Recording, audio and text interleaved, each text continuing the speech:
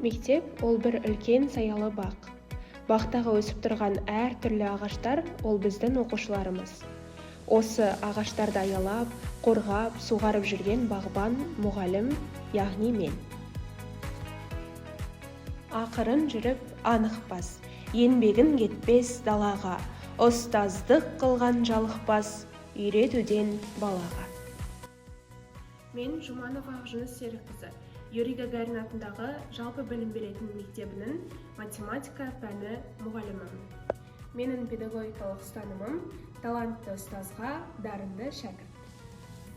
Білімді тұлға, сапалы білім жемісі, бүгінгі бала, ертеңгі дана. Сәлеметсіздер ме оқушылар, бүгінгі біздің тақырыбымыз сан аралықтары.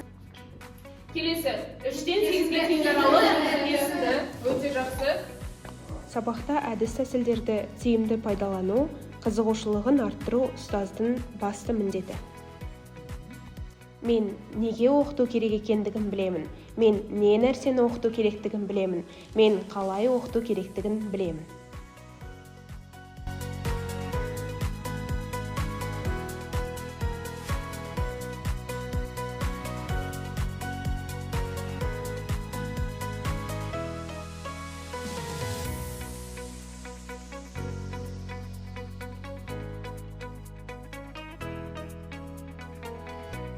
Саудагер министр әділдігін айту керек. Өзбекәлінің батыл қимылдап, шұғыл шешім шығару сол кездегі мәдениет министрі Ильяс Омаров сияқты ұлтшыл азаматқа да байланысты.